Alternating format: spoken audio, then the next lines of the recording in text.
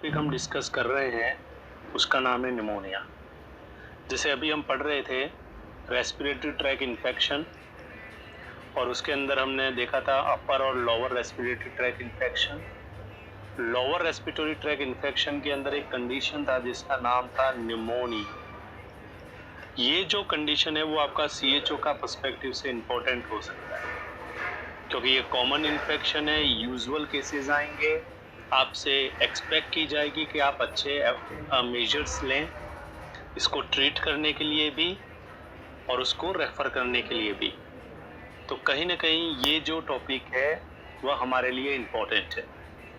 हम इसमें क्या पढ़ेंगे तो मैं आपको थोड़ा आउटलाइन कर देता हूँ। निमोनिया क्या है, टाइप ऑफ निमोनिया क्या है, रिस्क फैक्टर ऑफ निमोनिया क्या है, उसके बाद हम देखेंगे क्या प्रेजेंटेशन हमारा इंडिविजुअल एग्जिबिट कर सकता है, इन्वेस्टिगेशन क्या है, मैनेजमेंट, मेडिकल मैनेजमेंट और CHO का मैनेजमेंट क्या है, और फिर हम देखेंगे कुछ क्वेश्चंस इन दोनों टॉपिक से रिलेटेड, शायद वो आपके लिए इम्पोर्टेंट हो सकते हैं। तो ये सब कुछ हम देखेंगे, क्वेश्चंस तब आएगा once our topic is completed. तो उसके बाद हम देखेंगे कुछ क्वेश्चन जो शायद आप आंसर दें, शायद आपके लिए हेल्पफुल हो सकते हैं। तो लेट्स बिगिन, चालू करते हैं। जो टॉपिक है उसका नाम बेटा क्या है, निमोनिया। तो जैसे नाम से ही मालूम पड़ रहा है, निमोनिया का मतलब होता है इन्फेक्शन होना, इन्फ्लामेशन होना, infection inflammation of lungs parenchyma. उस कंडीशन को हम बोलते हैं निमोनिया। तो किसी भी प्रकार का इन्फेक्शन होए, इन्फ्लामेशन होए, और उसका वजह से वहां पे हम शब्द यूज करते बेटा एक्सुडेट बने, और वो जो एक्सुडेट है उसका कंसोलिडेशन होए, तो उक्त कंडीशन को हम क्या बोलेंगे, निमोनिया बोलेंगे। तो इमेजिन करो ये हमारा लंग्स है, लंग्स के अंदर हम देखते हैं तो रेस्पिरेटरी ट्रैक है, एयरवेज है। क्या हुआ बेटा वहां पे, तो बोलना साहब वहां पे उन एयरवेज में क्या हुआ, तो इन्फेक्शन हुआ, वहां पे इन्फ्लामेशन हुआ, और वहां पे एक्सुडेटिव कंसोलिडेशन हुआ, मतलब वहां पे एक्सुडेट बना, सिक्रीशन बना, और वह सिक्रीशन वहां रह के हार्ड हो गया। तो ये जो समुचित अव्यवस्था लंग्स के अंदर हुई है, उस कंडीशन को हम बोलते हैं निमोनिया। तो हम इसको सिंपल ऐसे डिफाइन करेंगे, infection inflammation with exudative consolidation of lungs parenchyma. क्या, infection inflammation with exudative consolidation of lungs parenchyma is known as pneumonia. क्या होएगा इधर, तो बोलेंगे साहब ये लंग्स की पेरेन्काइमा अफेक्ट होएगी, तो उसका वजह से जो रेस्पिरेशन है वह भी प्रभावित होएगा, जो एबिलिटी है डिफ्यूजन की, वेंटिलेशन की, वह भी कॉम्प्रोमाइज होएगी। तो ये सब कुछ घटित होने वाला है इस मरीज को जिसको निमोनिया है। तो last time I am repeating you, what do you mean by pneumonia? In simple word you can say any kind of infection that involve lungs parenchyma is known as pneumonia. How you will define? You can define it a condition that characterized by infection inflammation with exudative consolidation of lungs parenchyma. तो उस condition को हमने बोला pneumonia. और pneumonia में क्या होना है, तो आप बोलेंगे साहब फेफड़े के अंदर जो पेरेन्काइमा है वह इन्वॉल्व हो जाएगी, उसका वजह से अनाटॉमिकल डिटोरिएशंस होंगे, उसका वजह से जो रेस्पिरेशन है वो अफेक्ट होएगा, कहीं ना कहीं डिफ्यूजन वेंटिलेशन कॉम्प्रोमाइज होएगा। तो ऐसा सब कुछ होने वाला है इस कंडीशन में जिसको हम निमोनिया बोलते हैं। आप समझ पा रहे हैं। नेक्स्ट हम देखते हैं साहब निमोनिया के क्या टाइप है। तो बेटा क्लासिफिकेशन अगर देखा जाए निमोनिया का, तो there are different type of classification, they are based on different things. कोई पॉजिटिव ऑर्गेनिज्म के टाइप पे क्लासिफाई कर रखा है कि निमोनिया कैसे होता है, किसी ने क्लासिफिकेशन दे रखा है कि निमोनिया कहाँ होता है, कोई क्लासिफिकेशन है जहाँ पे निमोनिया का डेवलपमेंट फेफड़े में कैसा होता है। तो there are different terms and terminology are used to define pneumonia. तो you should have idea about this particular topic carried more weightage comparatively, please remember this. तो हम देखते हैं क्लासिफिकेशन। तो मैं बोलता हूँ कॉज का हिसाब से, तो पहला जो टाइप हो सकता है उसको हम बोलते हैं बैक्टीरियल निमोनिया। मैं शॉर्ट में लिख रहा हूँ, आप लिख सकते हो उसको, है ना। फिर भी अगर आपको दिक्कत हो रही है तो आप मुश्किल में हो। Bacterial pneumonia. दूसरा है बेटा फंगल निमोनिया। तीसरा हम शब्द यूज करते हैं वायरल निमोनिया। ये 3 टाइप का निमोनिया। अब ये कौन सा पॉजिटिव ऑर्गेनिज्म निमोनिया को कॉज करा, उसका हिसाब से ये classification, bacterial pneumonia, fungal pneumonia, viral pneumonia. अब प्रश्न है कि बेटा बैक्टीरियल निमोनिया क्या है, यहाँ पे छोटे छोटे क्वेश्चन बन सकते हैं। तो जैसे हम देखते हैं बैक्टीरियल निमोनिया, तो आप बोलेंगे अगर इन्फेक्शन, इन्फ्लामेशन जो हो रहा है कहाँ पे, लंग्स के अंदर, उसको अगर बैक्टीरिया कॉज करता है तो उसका नाम है bacterial pneumonia. If infection and inflammation what we are discussing, if it is caused by bacteria somewhere into lungs, तो आप उसको क्या बोलिएगा, बैक्टीरियल निमोनिया बोलिएगा, पहली बात। नंबर 2, यह कॉमन टाइप का निमोनिया है, यह यूजुअल होने वाला निमोनिया है, यह ज्यादा प्रेवलेंट निमोनिया है, और इसी निमोनिया को हम बोलते हैं typical pneumonia. These are the characteristics you need to remember. Many times I have seen question pertaining to these particular words. फिर बोलता हूँ, बैक्टीरिया अगर इन्फेक्शन, इन्फ्लामेशन करे तो उसको हम क्या बोलेंगे, बैक्टीरियल निमोनिया। बैक्टीरियल निमोनिया एक कॉमन टाइप का निमोनिया है, नंबर 1। यह यूजुअल होने वाला निमोनिया है, यह ज्यादा प्रेवलेंट है, इसीलिए हम इसको टिपिकल निमोनिया भी बोलते हैं। क्या बोलते हैं इसको, टिपिकल निमोनिया। ये आपको थोड़ा सा ध्यान में रखना है। अब कौन से ऑर्गेनिज्म है जो बैक्टीरियल निमोनिया करते हैं, तो बेटा इसके अंदर हम देखें तो स्ट्रेप्टोकोकल निमोनिया, याद रखना streptococcal pneumonia is most commonest organism that can associated with bacterial pneumonia and community acquired pneumonia। अगर आपको एग्जाम में प्रश्न पूछे कि बैक्टीरियल निमोनिया का कॉमन पॉजिटिव ऑर्गेनिज्म क्या है, तो उसका आंसर क्या होगा, स्ट्रेप्टोकोकल निमोनिया। अगर प्रश्न ऐसे पूछे कि कम्युनिटी एक्वायर्ड निमोनिया का कॉमन पॉजिटिव ऑर्गेनिज्म क्या है, तो भी आंसर क्या होगा, स्ट्रेप्टोकोकल निमोनिया। तो याद रखिएगा ये 2 क्वेश्चन, ये सब। इसके अलावा staphylococcus aureus, haemophilus influenzae, pseudomonas, legionella, mycoplasma. अगर हम देखते हैं तो ये जो लीजेनेला निमोफिलिया माइकोप्लाज्म होता है, एक क्लैप्सेला करके होता है। ये जो ऑर्गेनिज्म है वो लेस प्रेवलेंट, लेस टाइप का निमोनिया करते हैं, इसलिए हम अगर ये ऑर्गेनिज्म रिस्पॉन्सिबल है तो उसके द्वारा जो निमोनिया होता है उसको शायद हम आर्टिफिशियल बोल सकते हैं।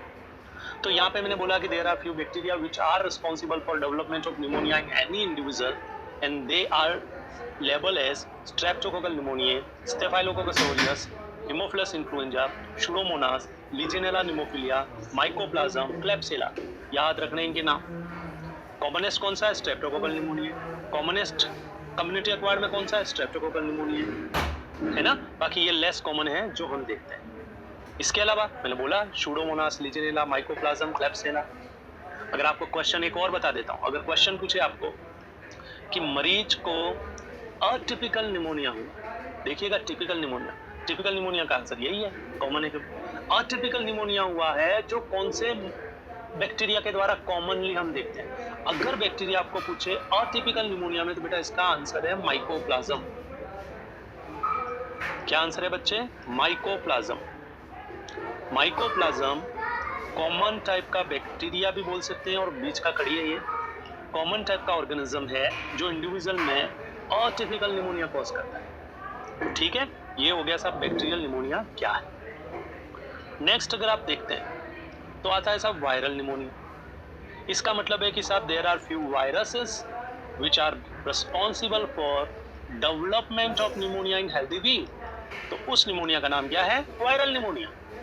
अब कौन से वायरस हो सकते हैं, तो साहब इन्फ्लुएंजा की जितनी भी प्रजाति है, इन्फ्लुएंजा ए बी सी, है ना। जैसे आप H1N1 बोलते हैं, H2N2 बोलते हैं, H5N1 बोलते हैं, ये सब अलग अलग टाइप के इन्फ्लुएंजा के वायरस है जो सब कैटेगराइज हो रखे हैं ABC में। Avian flu, bird flu, swine flu, ये सब आप पढ़े हैं। ये सब के सब में ऑर्गेनिज्म कौन सा है, बेसिक इंग्रेडिएंट वायरस। कौन सा, influenza, para influenza, myxo virus, adeno virus, corona virus ना बोल के बोलते हैं SARS-CoV-2, ये भी एक वायरस है ना। Rhino virus. तो बेटा ये कुछ वायरस हैं, और ये वायरस अगर फेफड़े में जाके इन्फेक्शन, इन्फ्लामेशन कॉज करेंगे तो उनको हम बोलेंगे वायरल निमोनिया। आपके लिए आजकल ये एक हॉट टॉपिक है, तो आपको पूछ सकता है कि कोविड-19 क्या है? तो बोलना कोविड-19 एक फॉर्म है वायरल निमोनिया का, या एक प्रकार का अटिपिकल निमोनिया कॉज करता है। जो रिस्पॉन्सिबल ऑर्गेनिज्म है वो कौन सा है बेटा? SARS-CoV-2, severe acute respiratory syndrome, corona virus 2, ये इसका पॉजिटिव ऑर्गेनिज्म है। ये मरीज के अंदर जो डिजीज करता है उसका नाम है कोविड-19। वैसे बेसिकली कोविड-19 क्या है? वायरल निमोनिया का एक फॉर्म। लाइकवाइज इन्फ्लुएंजा में आपने पढ़ा होगा H1N1। ये जो वायरस है वो क्या करता है? तो सब स्वाइन फ्लू करता है, एक आधा मिजल्स करता है। तो हमें ऐसा ध्यान में रखना है कि ये कुछ वायरस हैं, अगर वो इंडिविजुअल के अंदर इन्फेक्शन इन्फ्लामेशन करेंगे तो उसको आप बोलेंगे वायरल निमोनिया। ठीक है, तो कोरोना का क्वेश्चन बहुत सारे बनते हैं, आपने पढ़े भी होंगे, आजकल यही हॉट टॉपिक है। स्वाइन फ्लू का भी आपको पूछ सकता है, तो ये आपको ध्यान में रखना। एक और वायरस है बेटा, respiratory syncytial virus. Respiratory syncytial virus आप पढ़े होंगे, ब्रोंकियोलाइटिस। इसके साथ हम इसको देखे हैं। तो ठीक है, ये हो गया दूसरा टाइप जिसका नाम था वायरल निमोनिया। तीसरा टाइप है फंगल निमोनिया। फंगल निमोनिया का मतलब है कि अगर मरीज के अंदर इंफेक्शन इन्फ्लामेशन हो रहा है और उसके लिए रिस्पॉन्सिबल कौन है बेटा? Fungi, fungus. तो आप इसको क्या बोलेंगे? फंगल निमोनिया या माइकोटिक निमोनिया। कौन से फंगस हो सकते हैं? तो एस्परगिलस फ्यूमिगेटस है, हिस्टोप्लाज्म कैप्सुलेटम है, ब्लास्टोमाइकोसिस है, न्यूमोसिस्टिक जीरोविसाई है, कॉक्सीडियोकोमाइकोसिस है। हम देखते हैं ना, कॉक्सीडियोकोमाइकोसिस। तो ये कुछ फंजाई हैं, ये कुछ माइकोटिक हैं। अगर ये लंग्स में इन्फेक्शन इन्फ्लामेशन करते हैं तो आप उसको बोलेंगे फंगल निमोनिया। अब यहाँ एक इंटरेस्टिंग बात है, न्यूमोसिस्टिक जीरोविसाई। जो निमोनिया करता है उसका नाम है न्यूमोसिस्टिक करनाई निमोनिया, PCP। क्या नाम है इसका? न्यूमोसिस्टिक करनाई निमोनिया। और ये किस में होता है? ये होता है इम्यूनो कॉम्प्रोमाइज इंडिविजुअल में। प्रश्न पूछ सकता है, एक मरीज जिसको एड्स है उसके अंदर कौन सा निमोनिया एसोसिएट हो सकता है? तो इसका नाम है न्यूमोसिस्टिक करनाई निमोनिया। कौन कॉज करता है? न्यूमोसिस्टिक जीरोविसाई। तो ये आपको ध्यान में रखना है कि there are few fungi which may also lead infection into lungs and cause what? A kind of pneumonia. तो हम उसको क्या बोले हैं? Fungal pneumonia. तो this was the first classification. You should remember pneumonia के क्या क्या टाइप। तो 3 हो गए। कौन सा हो गया? बैक्टीरियल हो गया, बहुत बढ़िया, वायरल हो गया, फंगल हो गया। तो आपको ये ध्यान में रखना है। दूसरा क्लासिफिकेशन है कि निमोनिया कहाँ अक्वायर्ड होता है, किधर होता है निमोनिया किसी आदमी को।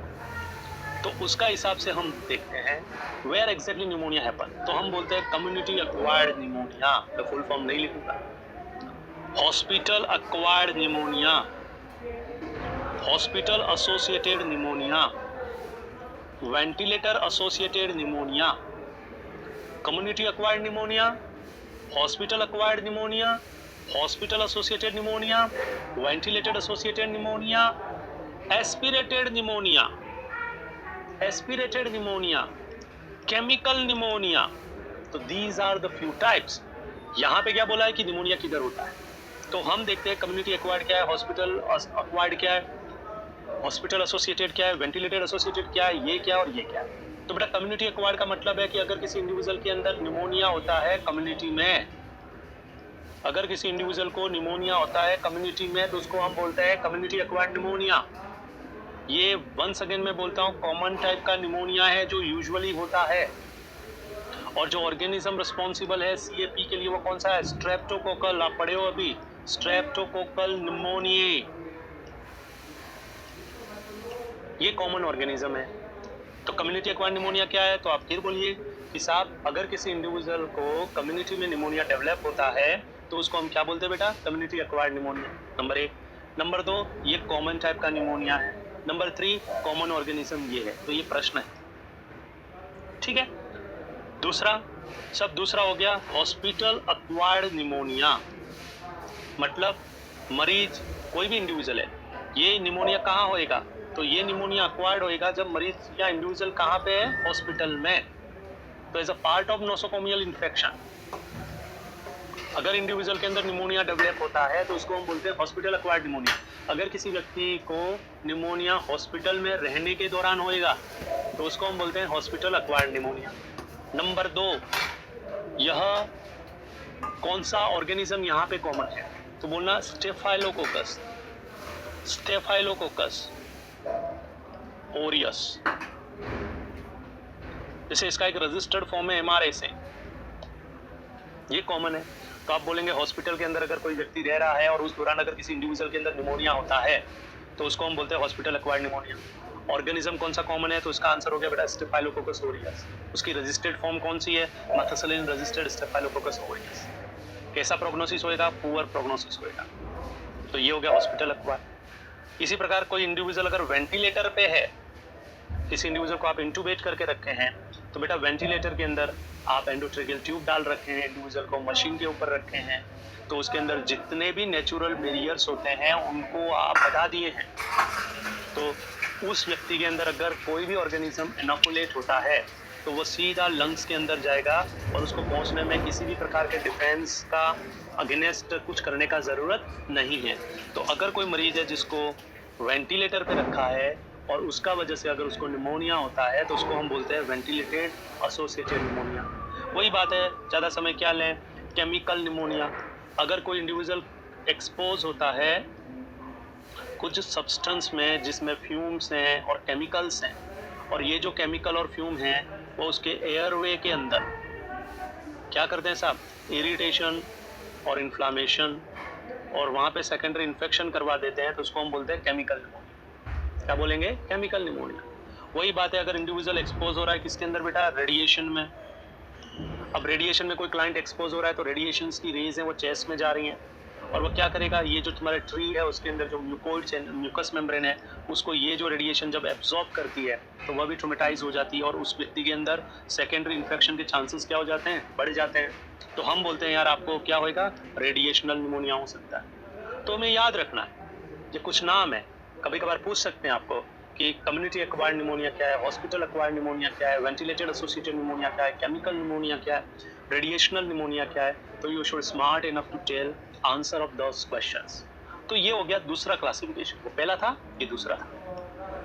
तीसरा क्लासिफिकेशन हम देखते हैं निमोनिया कैसे डेवलप होता है लंग्स में। आप इसको बोल सकते हैं क्लिनिकल क्लासिफिकेशन, और वो दो टाइप का हो सकता है मेनली। एक तो हम बोलते हैं लोबार निमोनिया और दूसरा है ब्रोंको निमोनिया।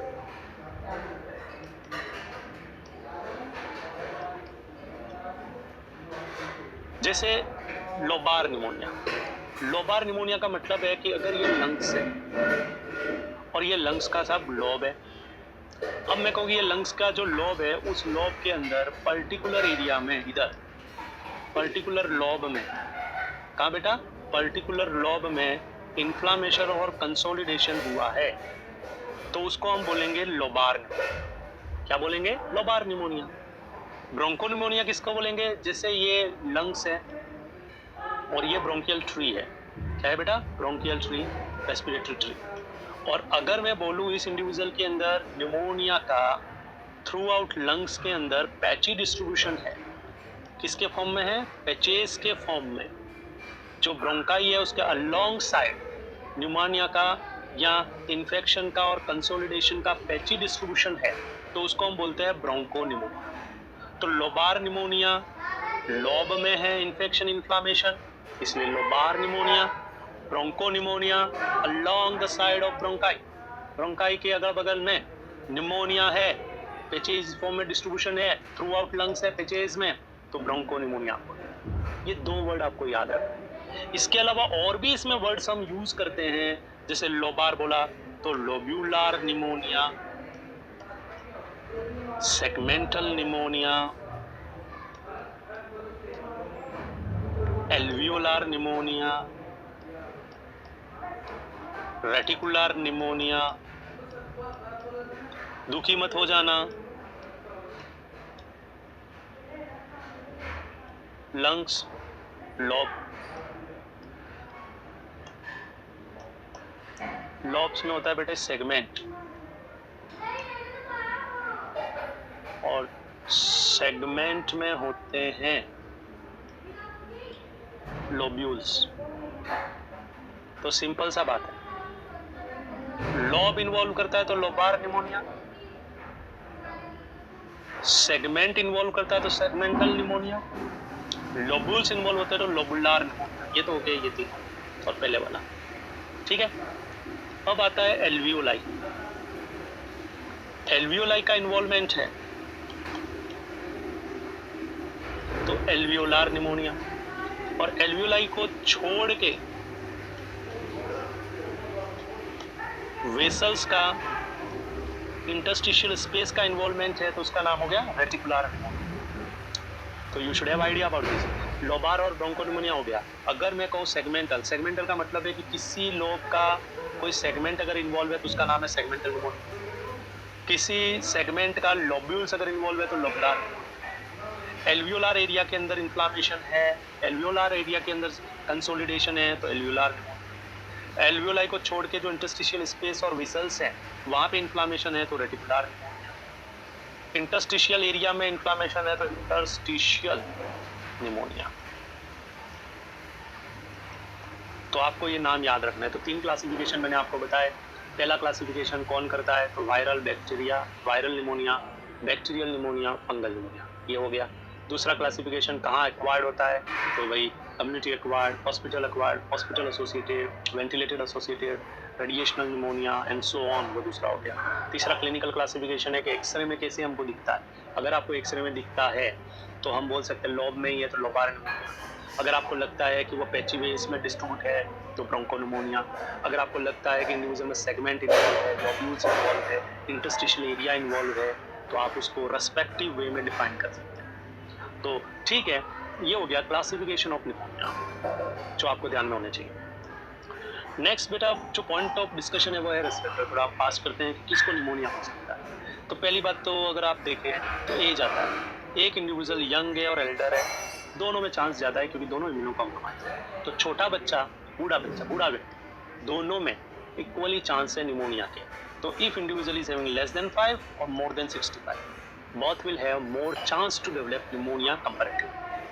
दूसरा क्रॉनिक डिजीजेस, जैसे diabetes mellitus, congestive cardiac failure, kidney failure, cirrhosis of liver, इन सब में इम्यूनिटी कम हो जाता है। तो ये सब क्रॉनिक डिजीजेस है। सीओपीडी, खुद फेफड़े का बीमारी, इन सब के अंदर निमोनिया के चांसेस क्या होंगे बेटा, बढ़ जाएंगे। तो हम बोलेंगे कि अगर इंडिविजुअल में क्रॉनिक डिजीजेस हैं तो हम देखते हैं उनमें निमोनिया के चांसेस रिलेटिवली ज़्यादा हो। इम्यूनो कॉम्प्रोमाइज, ये जितने लिखे हैं ये सब इम्यूनो कॉम्प्रोमाइज हैं। इसके अलावा HIV जोड़ दो आप, एड्स बोल दो, कैंसर बोल दीजिए आप, एक मरीज जो कि स्टेरॉइड्स ले रहा है, you will not get time, जल्दी जल्दी लिखा करो, स्क्रीनशॉट ले लिया करो, बुद्धि का यूज़ करो, खुद भी कुछ किया करो। इम्यूनो कॉम्प्रोमाइज इंडिविजुअल, एक मरीज को HIV है, एड्स है, कैंसर है, स्टेरॉइड ले रहा है, ऑर्गन ट्रांसप्लांटेशन है, सबको निमोनिया के चांसेस ज़्यादा है। एक आदमी स्मोकिंग कर रहा है, तंबाकू खा रहा है, अल्कोहल पी रहा है, निमोनिया के चांसेस ज़्यादा है। सीजन सर्दी में निमोनिया के चांसेस ज़्यादा होता है। लो सोशियो इकोनॉमिक, गरीब ज़्यादा है, ना तो खाने का है, ना रहने का है, ना एजुकेशन है, तो न्यूट्रिशनल लेवल भी अजीब है, कम अच्छा नहीं है, ना वो एजुकेटेड है, ना वो हेल्थ हाइजीन में ध्यान रखेगा। तो जितने भी लो सोशियो इकोनॉमिक के होते हैं उनमें चांसेस ज़्यादा होते हैं। अस्पताल में कोई भर्ती है, डेफिनेट बात है बेटा, अस्पताल में हॉस्पिटल एसोसिएटेड या हॉस्पिटल एक्वायर्ड निमोनिया के चांसेस ज़्यादा होंगे।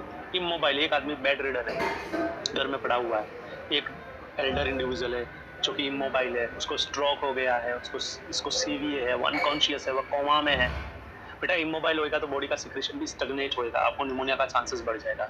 जितने भी पोस्ट ऑपरेटिव इंडिविजुअल है जिनको एनेस्थीसिया दिया था अभी वो इमोबाइल है, खांसी नहीं खा सकते क्योंकि उनको पेन हो रहा है एब्डोमेन में, चेस्ट में, थोरेकोटोमी कर रखा है और लेप्रोटोमी कर रखा है, तो उनमें भी चांसेस बढ़ जाते हैं। अनकॉन्शियस, कोमा, अंडर मेडिकेटेड, इंट्यूबेटेड और जनरल एनेस्थीसिया, इन सब में बेटा कॉमन क्या है, इन सब में गैग नहीं है या कमज़ोर है, कफ आउट नहीं कर पाएंगे, सिक्रेशन को हैंडल नहीं कर पाएंगे, तो निमोनिया के चांसेस बढ़ जाएंगे। तो हमें ये ध्यान में रखना है, ये कुछ रिस्क फैक्टर हैं जो निमोनिया के चांसेस को बढ़ाते हैं। एज हुआ, क्रॉनिक डिजीजेज हुआ, इम्यूनो कॉम्प्रोमाइज इंडिविजुअल हुए, habits, season, low socio economic zone, hospitalized, immobile और ये जुवेनाइल है। तो हम बोलेंगे ये सब इंडिविजुअल हैं जिनमें निमोनिया के चांसेस होने की संभावना ज्यादा होती है। नेक्स्ट हम देखते हैं क्या क्लिनिकल फाइंडिंग्स हो सकती हैं एक मरीज जिसको निमोनिया है, क्लिनिकल प्रेजेंटेशन ऑफ निमोनिया। तो बेटा क्लिनिकल प्रेजेंटेशन अगर आप देखते हैं तो सबसे इंपॉर्टेंट बात है मरीज को फीवर आना, क्योंकि फेफड़े में इन्फेक्शन 101 से लगा के 104 तक डिपेंड अपॉन ऑर्गेनिज्म मरीज में फीवर आ सकता है, चिल्स और राइगर के साथ। फीवर के अलावा आप देखेंगे मरीज के अंदर कफ, और ये जो कफ है वह प्रोडक्टिव हो सकती है। क्लासिकल निमोनिया में प्रोडक्टिव कफ होती है, म्यूकोप्यूरुलेंट डिस्चार्ज होता है, एक्सपेक्टोरेशन के साथ हो सकता है। तो क्लिनिकल फाइंडिंग वैसे तो डिपेंड करता है, आपने इतने सारे निमोनिया के नाम सुने, क्या बैक्टीरियल है, वायरल है, फंगल है, कम्युनिटी एक्वायर्ड है, क्या ब्रोंकोनिमोनिया है, क्या लोबार निमोनिया है, क्या रेटिकुलर है, क्या इंटरस्टिशियल है, कौन सा ऑर्गेनिज्म है। Everything is important and that will decide a presentation of pneumonia in individual. लेकिन हम रैंडम देखते हैं क्या ऐसा हो सकता है। तो फीवर हो सकता है यार, सिंपल सा बात है, इन्फेक्शन होएगा बॉडी के अंदर, लंग्स के अंदर, तो मरीज को फीवर होएगा। एयरवे में इरिटेशन है, इन्फ्लामेशन है, तो आप देखेंगे मरीज को खांसी होएगा। क्या होएगा बेटा? खांसी। खांसी प्रोडक्टिव हो सकता है, म्यूकोप्यूरुलेंट डिस्चार्ज हो सकते हैं, एक्सपेक्टोरेशन के साथ हो सकता है, ऑन एंड ऑफ हो सकता है, फ्रिक्वेंट हो सकता है। ये एक इंपॉर्टेंट फाइंडिंग है जो बोलता है कि फेफड़े का इन्वॉल्वमेंट है। हम देख सकते हैं मरीज के अंदर चेस्ट में थोड़ा कंजेशन, चेस्ट कंजेशन। क्या होगा बेटा? चेस्ट में कंजेशन। इवन कुछ मरीज में चेस्ट में हैवीनेस होता है, कोई इंडिविजुअल बोलता है इवन चेस्ट पेन, अगर इन्फ्लामेशन उस वे में हो रहा है। तो ये एक इंटरेस्टिंग फाइंडिंग है जो बोलता है there is involvement of chest, there is involvement of lungs. तो हम बोलते हैं चेस्ट कंजेशन होएगा, चेस्ट में हैवीनेस होएगा, इवन चेस्ट में पेन हो सकता है। आप देख सकते हैं मरीज के अंदर जिसको निमोनिया है उसमें टेकिपनिया होएगा या हाइपर वेंटिलेशन होएगा। क्यों? क्योंकि आपको समझना है कि ये लंग्स है और इस लंग्स के अंदर कंसोलिडेशन हो रखा है। तो बेटा कंसोलिडेशन होएगा तो सैचुरेशन करने का एबिलिटी है वो भी अफेक्ट होएगा। SpO2 का लेवल अगर फॉल होता है तो आप ऑर्डर देंगे लंग्स को वापस कि हमें फर्क नहीं पड़ता अंदर क्या है, तो रेस्पिरेशन मेंटेन कर। तो कहीं ना कहीं आपके एफर्ट्स बढ़ेंगे, इसलिए हमें हो रहा है टेकिपनिया, शायद हम हो रहे हैं हाइपर वेंटिलेशन। इनिशियली ऐसा दिखता है। फिर आप देखते हो इससे भी काम नहीं बनता तो आप एफर्ट्स लगाते हो रेस्पिरेशन में। क्या लगाते हो? एफर्ट्स। तो हम इसको बोलते हैं एफर्टफुल रेस्पिरेशन और उसी का नाम हो जाता है डिस्निया। अब आपको जोर लगाना पड़ रहा है रेस्पिरेशन लेने में क्योंकि आपका एयरवे में सूजन है, इन्फ्लामेशन है, म्यूकस वहाँ पे लॉज्ड है। तो डेफिनेट बात है you have to make extra efforts, है ना। और जब आप एक्स्ट्रा एफर्ट्स लगाएंगे तो आप देखेंगे एफर्टफुल रेस्पिरेशन में बोलूँगा डिस्निया, हम बोलेंगे शॉर्टनेस ऑफ ब्रेथ। उसी के साथ साथ आप देख सकते हैं क्लाइंट में टेकिकार्डिया हो सकता है। क्या हो सकता है बेटा? टेकिकार्डिया हो सकता है। हम देख सकते हैं मरीज के अंदर टेकिकार्डिया हो रहा है, तो ये कार्डियोपल्मोनरी प्रेजेंटेशन है। क्या मैंने बताया? फीवर होता है, कफ होता है, एक्सपेक्टोरेशन के साथ होता है, चेस्ट में कंजेशन और हेवीनेस होता है, टेकिपनिया हाइपरवेंटिलेशन हो सकता है, एफर्टफुल रेस्पिरेशन हो सकता है, मरीज में टेकिकार्डिया होता है। और कुछ जनरल प्रेजेंटेशन होएगा जैसे इंडिविजुअल के अंदर हेडेक हो रहा है, बॉडी एक हो रहा है, मसल एक हो रहा है, हेडेक, बॉडी एक, मसल एक हो रहा है। ये कुछ जनरल प्रेजेंटेशन हो सकता है। अगर इंडिविजुअल के अंदर फेफड़े का इन्वॉल्वमेंट कुछ अच्छा खासा हुआ और लंग्स के अंदर काफ़ी कुछ स्टैब्लिश निमोनिया हुआ तो बेटा उसके अंदर SpO2 क्या होएगा? फॉल होएगा। और जब SpO2 फॉल होएगा तो मरीज के अंदर पेल होना, पालर होना, साइनोसिस होना और कुछ प्रेजेंटेशन आएंगे जो LOC अल्टर की तरफ इशारा करें। शायद इंडिविजुअल में एंजाइटी होने लगे, मरीज के अंदर घबराहट होने लगे, मरीज को डिजीनेस गिडीनेस होने लगे, है ना। ऐसा फाइंडिंग तब आएगा जब सैचुरेशन आपका इन्फ्लुएंस होगा। तो निमोनिया वाले इंडिविजुअल के अंदर अगर आप सही से ट्रीट नहीं करोगे तो फेफड़ा इस वे में अफेक्ट होएगा कि इंडिविजुअल के अंदर कुछ फाइंडिंग्स आती हैं जो बताती हैं कि ऑक्सीजन सैचुरेशन अच्छा नहीं है। अगर ऑक्सीजन सैचुरेशन ब्लड में अच्छा नहीं है तो सबसे पहले रिएक्ट करेगा आपका CNS। क्या होएगा? लाइट हेडनेस होएगा, डिजीनेस होएगा, गिडीनेस होएगा, मरीज में एंजाइटी होएगा, एप्रीहेंशन होएगा, घबराहट होएगा, मरीज पेल पालर साइनोटिक हो सकता है। तो ऐसा फाइंडिंग ये क्लाइंट हमारा प्रेजेंट कर सकता है जिसको ये प्रॉब्लम है। तो ये कुछ फाइंडिंग्स है, लेकिन डिपेंड करती हैं, लेकिन जनरल में बता रहा हूँ कि ऐसा कुछ हम देख सकते हैं। रही बात इन्वेस्टिगेशन की बेटा, तो इन्वेस्टिगेशन के अंदर आप एक काम करिएगा, सीबीसी कराइएगा, एक्सरे करवाइएगा, स्पुटम का एनालिसिस कर सकते हैं, अलग अलग सिक्रीशन का एनालिसिस कर सकते हैं, है ना। आप HRCT कर सकते हैं चेस्ट के लिए, आप एंटीजन एंटीबॉडी टेस्ट कर सकते हैं। जैसे ही आपने देखा निमोनिया है, अब आप देखना चाहते हैं कि कौन सा निमोनिया है, तो पहले आप एक्सरे कराते हैं या HRCT कराते हैं। तो जब आप एक्सरे और HRCT कराते हैं तो आप क्या बता पाएंगे? आप ये बता पाएंगे लोबार निमोनिया है, ब्रोंको निमोनिया है, इंटरस्टिशियल निमोनिया है, रेटिकुलर निमोनिया है, कौन सा है। आप ऐसा करके ये देख सकते हैं। दूसरा इंटरेस्टिंग बात, अगर आप इस इन्फेक्शन को ऑब्जर्व करना चाहते हैं तो आप देखिए WBC काउंट, ESR को देखिए, लिम्फोसाइट और न्यूट्रोफिल को देखिए। You may able to recognize whether it is bacterial viral और how much that pneumonia has infectivity, उसको आप CBC करा के देख सकते हैं। अगर आप देखना चाहते हैं पॉजिटिव ऑर्गेनिज्म क्या है, तो अगर स्पुटम आ रहा है तो स्पुटम कल्चर सेंसिटिविटी करा सकते हैं। नहीं आ रहा है तो आप उसके सिक्रीशन को असेस कर सकते हैं। आपके पास बहुत से एंटीजन एंटीबॉडी टेस्ट हैं। आजकल आप देख रहे हो कोविड के अंदर हम क्या ले रहे हैं, नेजल स्वेब ले रहे हैं, थ्रोट स्वेब ले रहे हैं।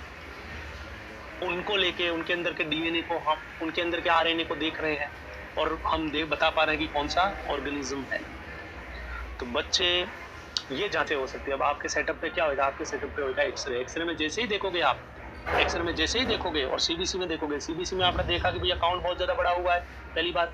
एक्सरे में देखा था आपको टिपिकल या अटिपिकल प्रेजेंटेशन दिखे, आप तुरंत समझ जाएंगे मरीज को भैया रेफर करो, इसको तो कोविड है, इसको तो स्वाइन फ्लू है, इसको तो लोबार निमोनिया है, इसको तो फलाना चीज़ है।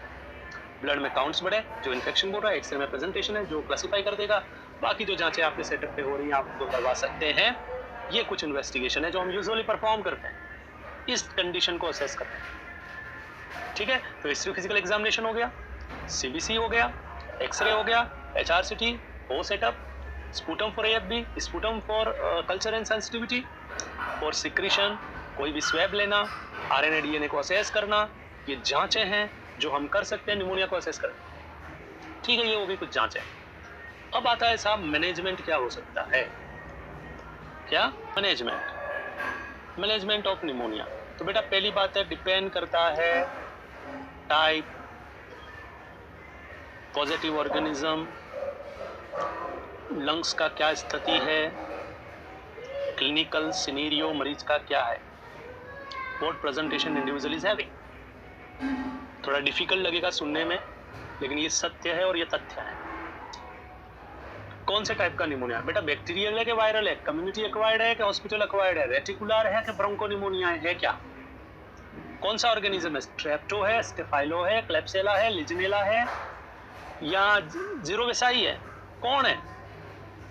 फेफड़े का क्या स्थिति है? Lobar, lobular, segmental, reticular, broncho, ये सब चीजें। और आफ्टर ऑल मरीज का प्रेजेंटेशन क्या है, मरीज का प्रेजेंटेशन क्या है, ये डिसाइड करेगा मरीज के अंदर, है ना। तो हमारे पास न्यूमरस मेडिकेशन अवेलेबल है, मैं बताता हूँ क्या दे सकते हैं। इन्फेक्शन है तो एंटीबायोटिक्स,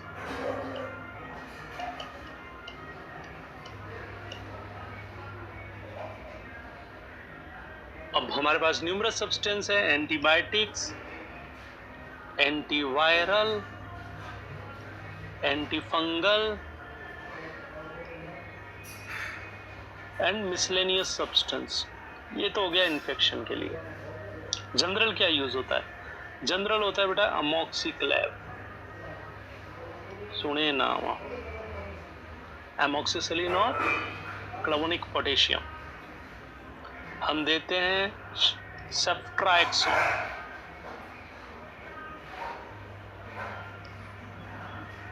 आप देख सकते हैं पिप्रासिलीन,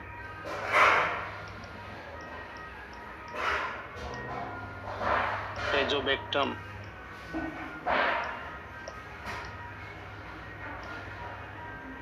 मेरोपेनम, अल्टापेनम,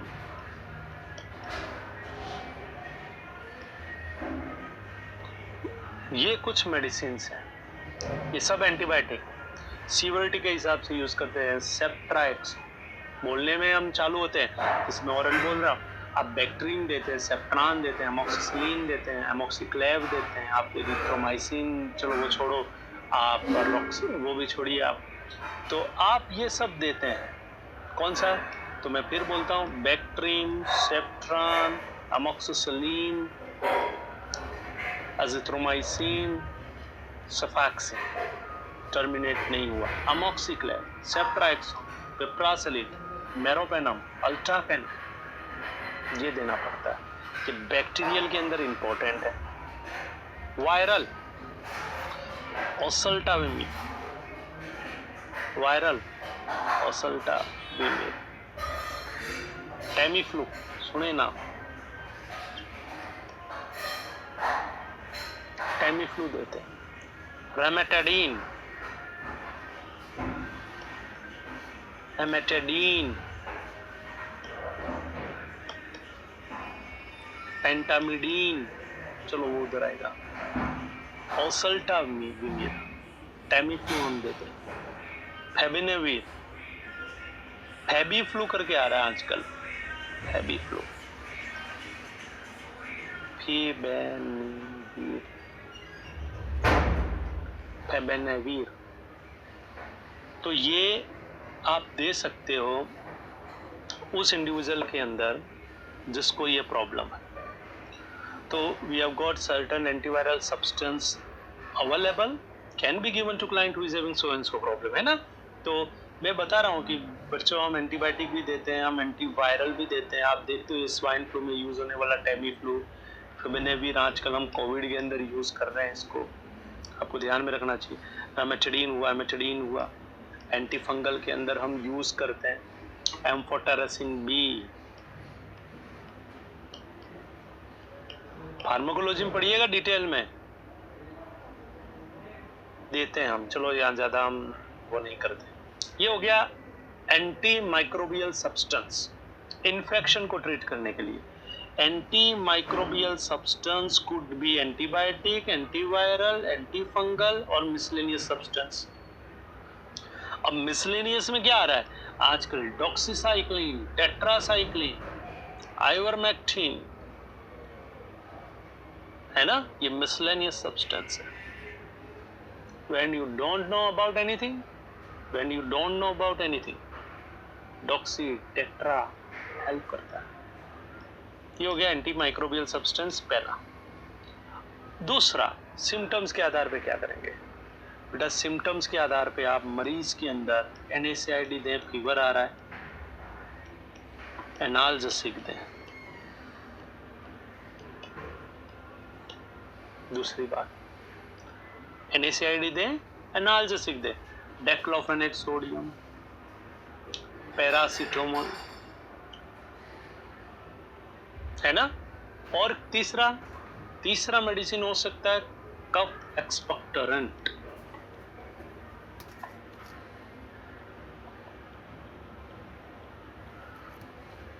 देखो कफ को लिए, कफ के लिए हम क्या करते हैं? कफ एक्सपेक्टोरेंट के लिए हमको देखो ब्रोंकोडाइलेटर भी चाहिए,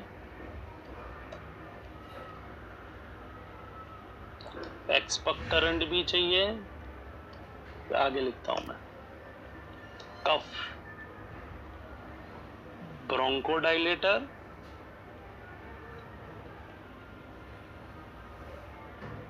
एक्सपेक्टोरेंट,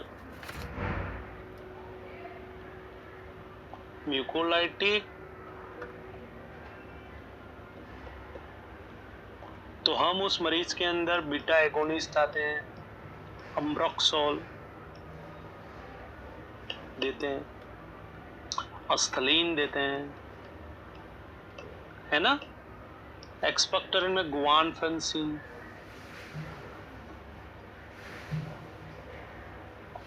म्यूकोलाइटिक के लिए acetylcysteine.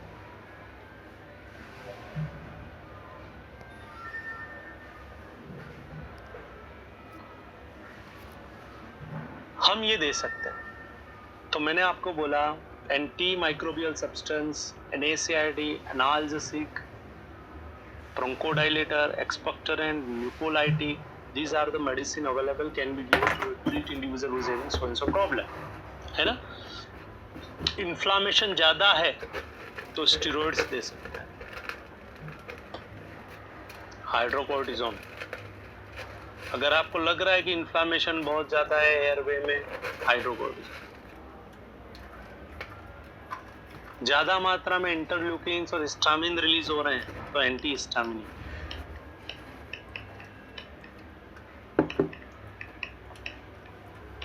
CPM and so on। तो बच्चों ये मेडिकल मैनेजमेंट है।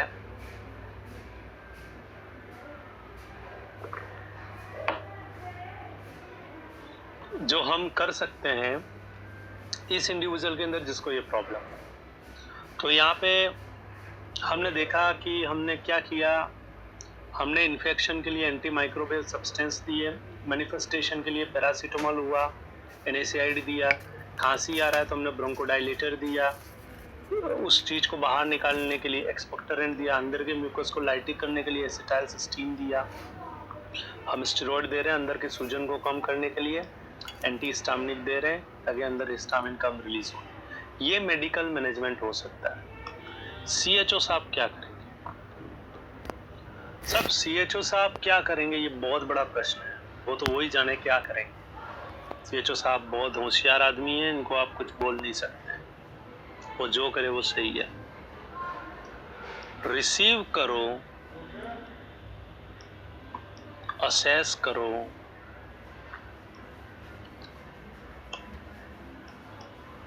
असेस करो वाइटल साइन। आपने रिसीव करा पेशेंट को, असेस करें उसके वाइटल साइन को, उसके अंदर साइन और सिम्टम्स को, उसके कॉन्शियसनेस के लेवल को और ड्यूरेशन ऑफ इलनेस को। ठीक है साहब।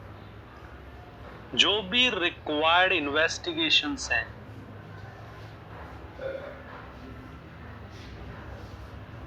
उनको आपके सेटअप पे अगर पॉसिबल है तो करवाएं। आपने मरीज को रिसीव करा, आपने बेसिक असेसमेंट करा, आपको मालूम पड़ा pulse, respiration, blood pressure, sign और सिम्टम्स, खांसी, शॉर्टनेस ऑफ ब्रेथ, LOC सब अल्टर्ड है, 6 दिन से बीमार है, सब चीजें आपको मालूम पड़ी। आपने मालूम करने के दौरान फिर आपने जांचें जो हो सकती है उनको करवाने में मदद करें, चाहे वो ब्लड है चाहे वो एक्सरे है। अब आपके मेजर्स और क्या हो सकते हैं? और बेटा आपके मेजर्स हो सकते हैं जैसे आपने उसको कंफर्टेबल पोजीशन दिया क्योंकि उसको रेस्पिरेटरी डिफिकल्टी है, तो आप लो फॉवलर्स, सेमी फॉवलर्स पोस्चर दे सकते हैं, है ना। माइल्ड टू मॉडरेट दिक्कत के अंदर आप क्लाइंट के अंदर लो फॉवलर्स और सेमी फॉवलर्स पोस्चर दें।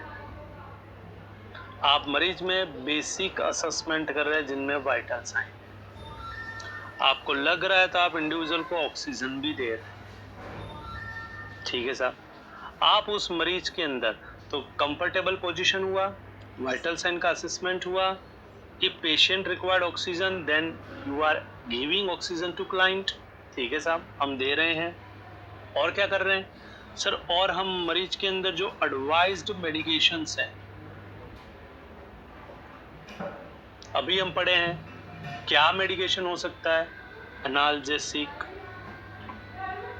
NSAID और एंटी माइक्रोबियल सब्सटेंस। एनाल्जेसिक हुआ, NSAID हुआ, एंटी माइक्रोबियल सब्सटेंस हुआ, स्टेरॉइड्स, ब्रोंकोडाइलेटर बहुत इंपॉर्टेंट, एक्सपेक्टोरेंट 2 बार लिख रहा हूं मैं, म्यूकोलाइटिक। जो एडवाइज्ड मेडिकेशन है उसको आप एडमिनिस्ट्रेट करें। आप नेबुलाइज करा सकते हैं, अगर दिक्कत ज़्यादा है तो आप मरीज को नेबुलाइज करा सकते हैं, पेरेंटरल प्रिपरेशन दे सकते हैं, ओरल प्रिपरेशन दे सकते हैं, विच एवर रिक्वायर्ड आप उस क्लाइंट में ये करते हैं। तो प्रॉपर एडमिनिस्ट्रेशन ऑफ मेडिकेशन आप इंश्योर करें, रेस्ट इंश्योर करें भाई, न्यूट्रिशनल सपोर्ट, प्रोटीन, विटामिन्स, इस पे ध्यान दें।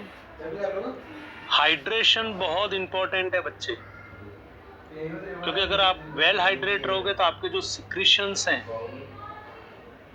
वह भी लिक्विड रहेंगे, लिक्विड टाइप रहेंगे, तो इसीलिए एक्सपेक्टरेशन हो सकता है। तो जैसे मैं बता रहा हूं, रेस्ट ऑप्टिमम देने हैं, न्यूट्रिशनल सपोर्ट में आप उसको high protein diet, optimum vitamin दें, कैलोरी भी ऑप्टिमम दें, हाइड्रेशन कम से कम 3 लीटर पानी उसका पिलाना चाहिए ताकि उसके जो बॉडी के सिक्रीशंस हैं वह भी लिक्विडिफाई हों, ये हमको इंश्योर करना है। हमको डीप ब्रीदिंग कफिंग के बारे में बताना है कि भाई आप डीप ब्रीदिंग कफिंग करें। जो प्राणायाम होते हैं जो लंग्स की कॉम्प्लियंस को इम्प्रूव करता है, लंग्स की एबिलिटी को इन्हांस करता है, बाबा रामदेव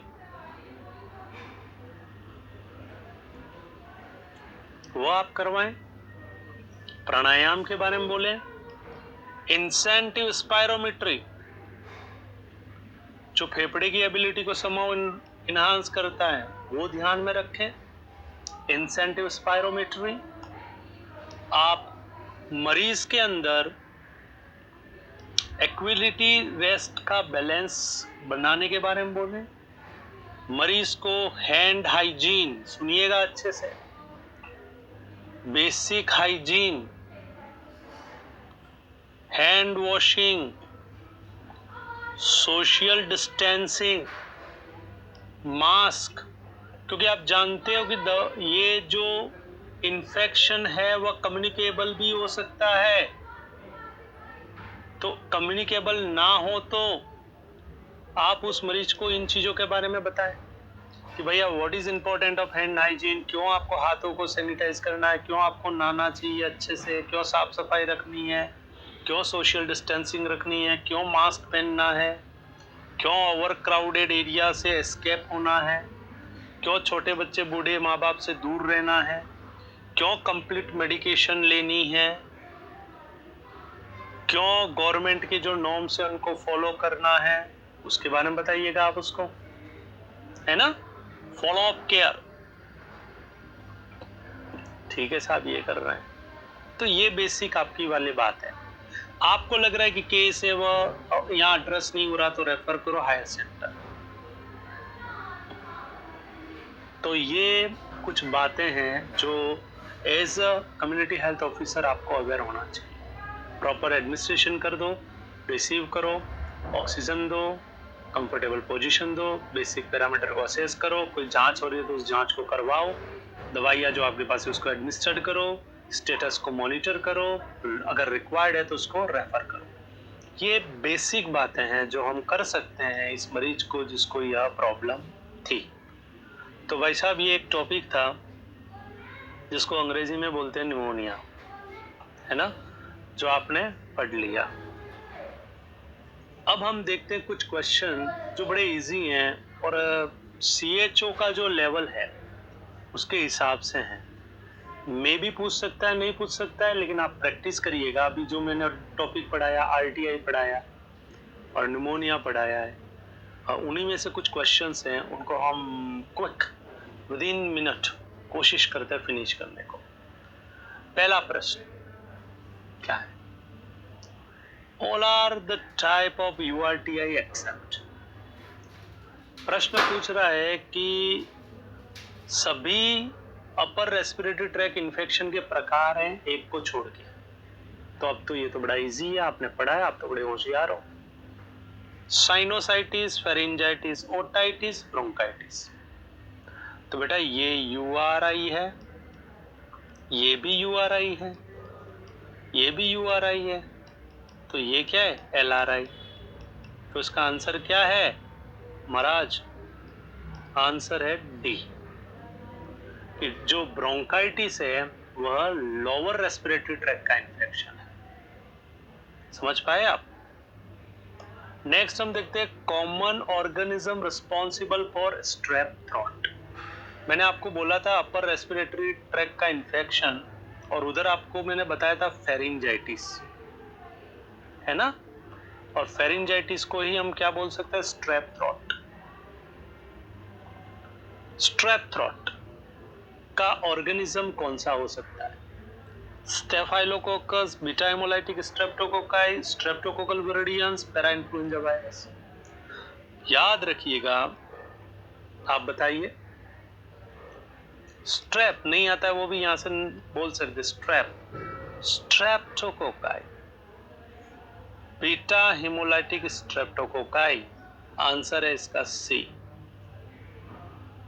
नेक्स्ट क्वेश्चन आप पढ़ें।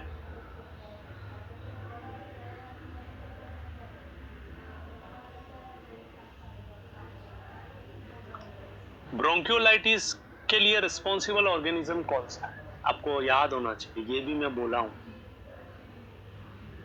क्या आंसर है? Adenovirus, rhinovirus, streptococcal, respiratory syncytial virus. बच्चों में कॉमन होता है ब्रोंकियोलाइटिस, तो ये इसका आंसर।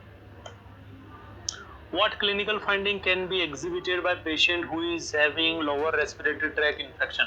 इसमें पूछ रहा है कि एक मरीज को लोअर रेस्पिरेटरी ट्रैक का इन्फेक्शन है तो उसके अंदर क्या फाइंडिंग आ सकती है ना? LRTI का पूछ रहा है।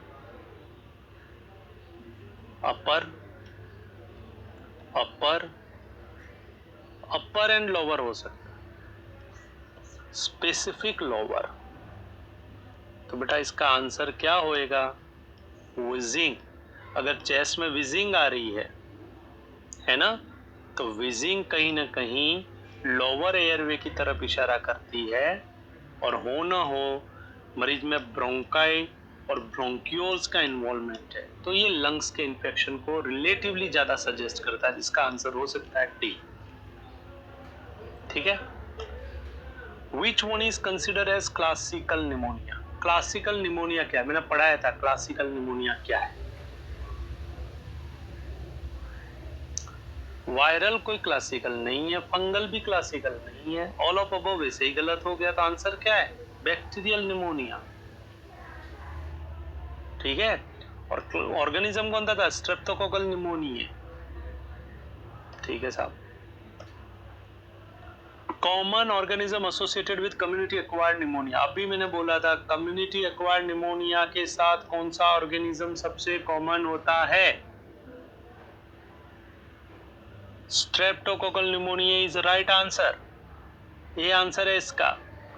लेकिन ये वाला किसके साथ होता है?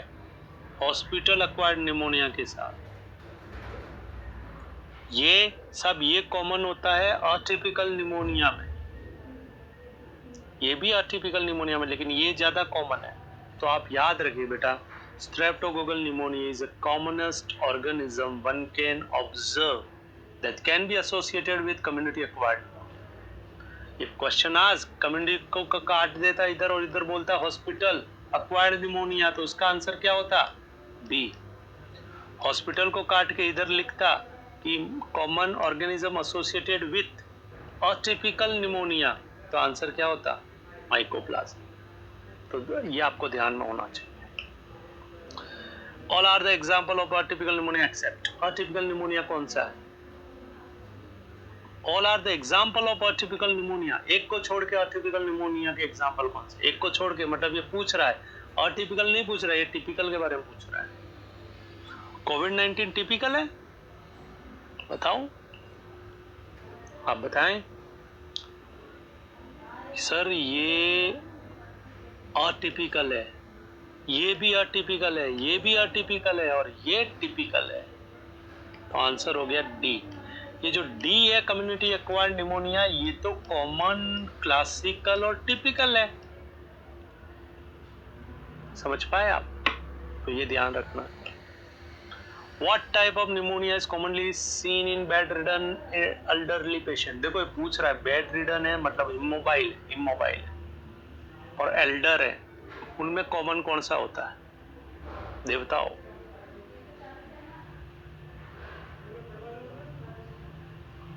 Lobar. Due to gravitation and this gravitation cause stagnation of secretion into lower lobe। ये आपको याद रखना है। ग्रेविटेशन का वजह से जितने भी सिक्रीशंस होते हैं वह आपके डिस्टल एयरवे जो है, लोअर लोब जो है, उसके अंदर इकट्ठे हो जाते हैं। ये हम जनरली देखते हैं। कोविड-19 इज क्लासिफाइड एज, बताओ, क्लासिकल निमोनिया है? नहीं साहब। टिपिकल निमोनिया है? नहीं। बैक्टीरियल है? नहीं। वायरल है? तो फिर आंसर क्या है? Atypical pneumonia. रंजन कोविड-19 SARS-CoV-2 hot topic. Causative organism of कोविड-19 अडीनो नहीं है, फर्स्ट वाला नहीं है। नोवल कोरोना पहले बोलते थे नोवल कोरोना वायरस, लेकिन बाद में उसका नोमेनक्लेचर हो गया SARS-CoV-2। तो आंसर है इसका बेटा सी। बहुत से प्रश्न पूछ सकता है आपको कोविड का। तो ये टॉपिक था respiratory disorder, common condition. Syllabus भी लिखने नहीं आया, कॉमन कंडीशन रेस्पिरेटरी सिस्टम। तो उसके अंदर हमने देखा RTI, ठीक है जी, और RTI के बाद निमोनिया। आशा करते हैं कि समझ में आया हो। पढ़िएगा, कुछ रहे तो पूछिएगा। All the best, thank you.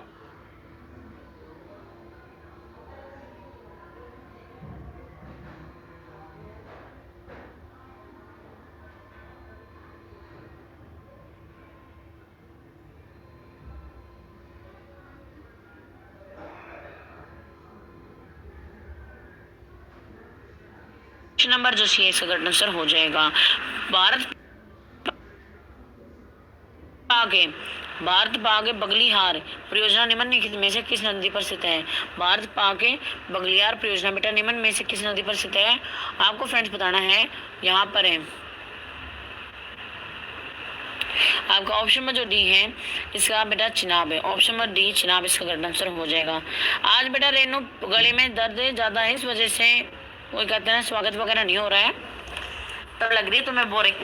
वैसे कोई बात नहीं है, ट्यूशन तो यही होते हैं डेली। कुछ आवाज का सुर ताल बदले हुए हैं, उससे भी लगती होगी। आवाज के कुछ सुर ताल हिले हुए हैं तो उसकी वजह से भी लग रही है। आपका बेटा यहाँ पर है जो सरदार सरोवर बांध है। सरदार सरोवर बांध आपके बेटा कहाँ पर स्थित है? आपका यहाँ पर करेक्ट आंसर हो जाएगा ऑप्शन में जो सी है Narmada. Option number C Narmada इसका करेक्ट आंसर हो जाएगा। नेक्स्ट बेटा आपको बताना है कि आपका नागार्जुन सागर बांध है, नागार्जुन सागर बांध किस नदी पर बना हुआ है? यस फ्रेंड्स आंसर दीजिए।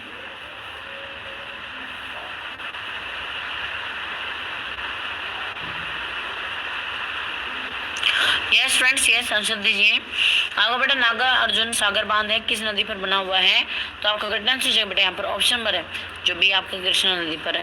कृष्णा नदी इसका करेक्ट आंसर हो जाएगा।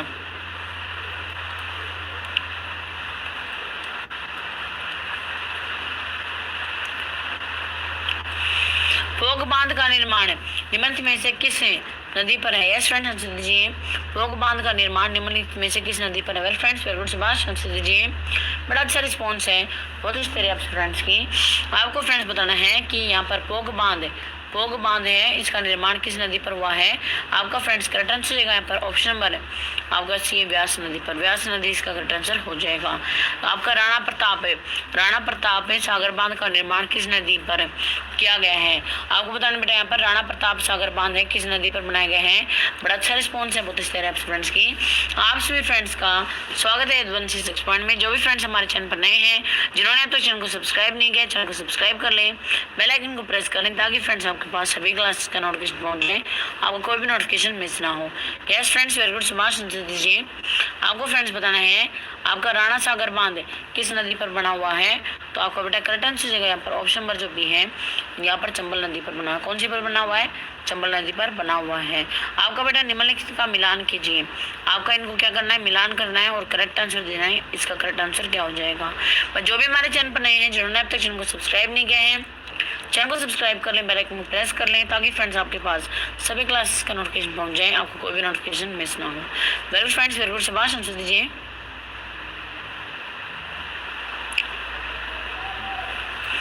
Very good friends, well done. Answer दीजिएगा। आपका इसका करेक्ट आंसर क्या हो जाएगा? तो बेटा आपका करेक्ट आंसर जाएगा ऑप्शन नंबर जो सी है। आपका पहले का डी के साथ हीराकुंड आपका महानदी पर, आपका ऑप्शन नंबर जो सी है यहाँ पर क्या हो जाएगा? हीराकुंड किस पे हो गया बेटा? महानदी के ऊपर। आपका पैग जो पोक डैम है वो कहाँ पर हो गया? व्यास नदी के ऊपर। आपका टिहरी डैम है वो किसके ऊपर? भागीरथी नदी के ऊपर हो गया। आपका यहाँ पर थीन डैम है किसके ऊपर हो गया बेटा? रावी नदी के ऊपर हो गया। आपका ऑप्शन नंबर यहाँ पर सी इसका करेक्ट आंसर हो जाएगा। ऑप्शन नंबर सी इसका करेक्ट आंसर हो जाएगा। बांधो नदियों का मेल कि मिलाइए जिन पर आप ये बने हुए हैं, आपको इनको आपस में मिलाना है और ये बताना है कि कौन सा बांध है किस नदी पर बना हुआ है। कौन सा बांध है जो किस नदी पर बना हुआ है? यस फ्रेंड्स, यस आंसर दीजिए। कौन सा बांध है जो आपका किस नदी पर बना हुआ है? वेरी गुड फ्रेंड्स, बड़ा अच्छा रिस्पॉन्स है, बहुत अच्छे रहे हैं। जिन फ्रेंड्स ने लाइव सेशन को लाइक कर दिया उनका दिल से धन्यवाद। जो फ्रेंड्स चैनल पर नए हैं, चैनल को सब्सक्राइब कर लें, बेल आइकन प्रेस कर लें, ताकि फ्रेंड्स आपके पास सभी क्लासेस का नोटिफिकेशन वक्त पर पहुंच जाए, आपको कोई भी नोटिफिकेशन मिस ना हो। Very friends, very good. Subhash answer दीजिए। आपको फ्रेंड्स बताना है कि इनमें से कौन सा किस नदी पर बना हुआ है। आपका ऑप्शन नंबर ए इसका करेक्ट आंसर हो जाएगा। आपका गांधी सागर बांध है चंबल पर है। आपका जायकवाड़ी है गोदावरी पर है। नागार्जुन है आपका कृष्णा पर है। और टिहरी किस पर? आपका भागीरथी पर। आपका ऑप्शन नंबर ए इसका करेक्ट आंसर हो जाएगा। नेक्स्ट बेटा, निम्नलिखित नदियों का उन्हें नदियों के साथ मिलान कीजिए जिन पर वो स्थित है। आपका इन नदियों को आपस में मिलाना है और ये बताना है कि करेक्ट आंसर क्या हो जाएगा। करेक्ट आंसर क्या हो जाएगा? जोधपुर बेटा 1-2 दिन की और बात है, उसके बाद में रीजनिंग भी करा देंगे, ठीक है ना। चलो भाई, इसका लास्ट क्वेश्चन है, इसका आंसर दो। आपका ऑप्शन इसके बाद में ऑप्शन नंबर जो सी है, आपका पहले का फरक्का कहाँ पर है? गंगा पर। टेहरी कहाँ पर है? आपका भागीरथी पर। थीन कहाँ पर है? रावी पर। और आपकी नागार्जुन किस पर है बेटा? आपकी कृष्णा पर है। फरक्का आपकी गंगा पर, टेहरी आपकी भागीरथी पर, थीन आपकी किस पर होगी? रावी पर। और नागार्जुन किस पर है? कृष्णा नदी पर बना हुआ है। आपका सबसे विशाल चेन्नई जो चेन्नई बांध है, सबसे विशाल चेन्नई बांध का निर्माण किस पर हुआ है? यस फ्रेंड्स, आंसर दीजिए। सबसे विशाल चेन्नई बांध का निर्माण है किस पर हुआ है? इसके बारे में बताना है फ्रेंड्स, आंसर दीजिए। सबसे विशाल चेन्नई बांध किस बांध पर बना हुआ है? आपका फ्रेंड्स यहाँ पर करेक्ट आंसर जाएगा ऑप्शन नंबर 1 कृष्णा पर बना हुआ है। किस पर बना हुआ बेटा? कृष्णा पर बना हुआ है। कृष्णा इसका करेक्ट आंसर हो जाएगा। तो बेटा ये थी आज की क्लास। कैसी लगी आपको क्लास? फटाफट से कमेंट कर दीजिए। जो भी फ्रेंड्स हमारे चैनल पर नए, चैनल को सब्सक्राइब कर लें, बेल आइकन को प्रेस कर लें, ताकि फ्रेंड्स आपके पास सभी क्लासेस का नोटिफिकेशन वक्त पर पहुंच जाए, आपको कोई भी नोटिफिकेशन मिस ना हो। अगली क्लास आपकी बेटा शाम को 4 बजे रहेगी और आपके जीके भाई रितु मैडम है, उसके ऊपर एसएससी के सारे पेपर आपके सॉल्व करके डाले जाएंगे, ठीक है ना। एसएससी के जितने भी पेपर होंगे, सारे के सारे पेपर आपके जो जीके भाई रितु मैडम है उसके ऊपर होंगे। तो आप लोग जीके भाई रितु मैडम से जो लिंक आएगा, जो जैसे कम्युनिटी के अंदर दिया जाएगा वैसे आपको मिलेगा, तो आप उसके माध्यम से जो आपका पेपर है उसका सॉल्यूशन देख सकते हैं, ठीक है ना। जेके भाई रितु मैडम से आप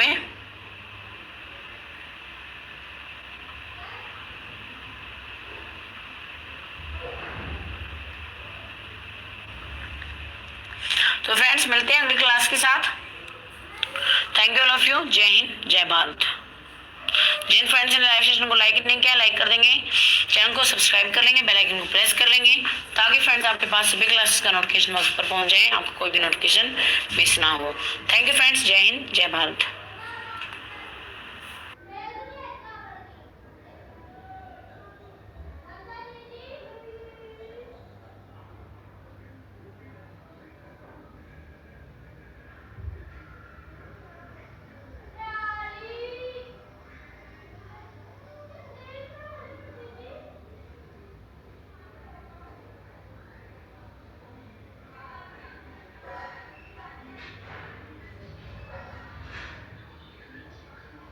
जो छोटे होंगे जिनकी यहाँ पे वर्ड लिमिट 10 वर्ड की होगी, यहाँ पे 2 क्वेश्चन थोड़े से मध्य होंगे जिनकी वर्ड लिमिट 50 वर्ड की होगी, और एक क्वेश्चन यहाँ पे 11 मार्क्स का होगा जो यहाँ पे थोड़ा सा 200 वर्ड लिमिट तक का हो सकता है। तो ये छोटी सी बात थी मैंने की। मैं उम्मीद करता हूँ आपको ये सेशन बहुत ज्यादा लाभदायक देगा। आपको MPPSC मेंस को लेके जितने भी भ्रम होंगे, भ्रांतियां होंगी, वो सारे के सारे भ्रम भ्रांतियां मैंने आपको क्लियर कर दूंगी। आपके जो भी डाउट्स हैं आप कमेंट के माध्यम से मेरे से अभी के भी पूछ सकते हैं। फिर हम इस सेशन को अंत करने वाले हैं जल्दी से। तो जल्दी से बताइए मेरे प्यारे साथियों कि यहाँ तक की सारी बातें आज आपको जो बताई है, इंफॉर्मेशन दी है, मैं उम्मीद करता हूँ कि ये सारी की सारी इंफॉर्मेशन आपके लिए बहुत ज्यादा लाभदायक होगी। आप कमेंट के माध्यम से सारी की सारी बातें मेरे से पूछ सकते हैं।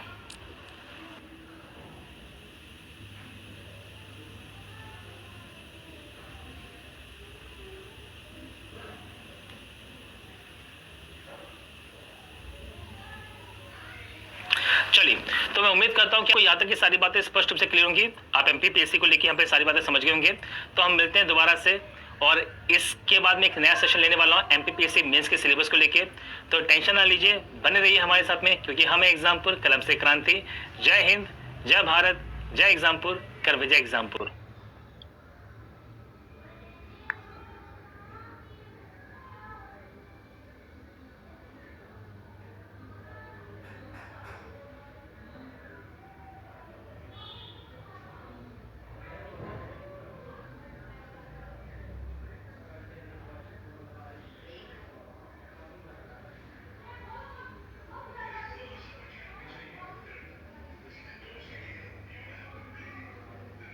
बोर्ड के नीचे बैठ जाऊं तुम तो चाहते हो। मैं बिल्कुल साइड खड़ा रहता हूं, उसके बाद भी तुमने जान ले रखी है। चलो जवाब दो जल्दी से। साइड हूं, बिल्कुल साइड खड़ा हूं यार। Sir I am new student. Mahi ji आपका बहुत बहुत स्वागत है बच्चा। बच्चा बालक आ जाएंगे, तुम पकड़ के लाओ घरों से। बोलो आ रहे हो नहीं आ रहे। पीयूष सिंह जी आप दिख रहे हो बच्चा, ब्लॉक कहाँ हो आप? बच्चा आर्टिकल्स में सोच रहा हूँ लास्ट मोमेंट पे कराऊं यार, जिससे अगले एग्जाम में मतलब अगले दिन याद रहे। अभी तुम्हें रटवा दूं 100 आर्टिकल, फिर तुम भूल जाओगे 2 दिन बाद। यार थोड़ा हमारी भी तो देखो, हम भी तो समझा रहे हैं। बच्चा दिल्ली पुलिस कांस्टेबल के लेवल के क्वेश्चन 4 पढ़ा दिए, 2 तो अलग पढ़ा दो ऊपर के लेवल के। इस सवाल का जवाब क्या है? इस सवाल का जवाब है मॉन्टेग्यू चेम्सफोर्ड एक्ट 1919। इस सवाल का जवाब है मॉन्टेग्यू चेम्सफोर्ड एक्ट 1919। और ये सारी चीजें पढ़ा रखी हैं बच्चा SSC वाली क्लास में, 10.5 वाली में ये सारी चीजें पढ़ा रखी हैं। तुम बोलोगे हमें क्यों नहीं? क्योंकि बच्चा वो SI लेवल का बैच है, वो SI लेवल का बैच है। तो कुछ चीजें आपको और भी तो जाननी पड़ेंगी। और ये दिल्ली पुलिस कांस्टेबल का बैच है। 5वां सवाल टैकल हो गया। 6ठे सवाल की तरफ बढ़ चलते हैं। A separate governor general to be appointed under the act. बताइए भाई, अधिनियम के तहत बंगाल के लिए एक अलग राज्यपाल। राज्यपाल का अर्थ बच्चा यहाँ पर है गवर्नर जनरल। ये राज्यपाल भारतीय राज्यपाल नहीं है, इसको काट के कर देता हूँ गवर्नर जनरल। बंगाल के लिए सेपरेट गवर्नर जनरल किस? यार लाइट चलेगी बच्चा।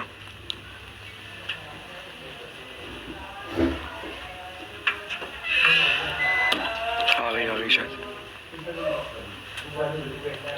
कोई नहीं परेशान मत हो, स्टूडियो 2 को डायरेक्ट कर रखा होगा।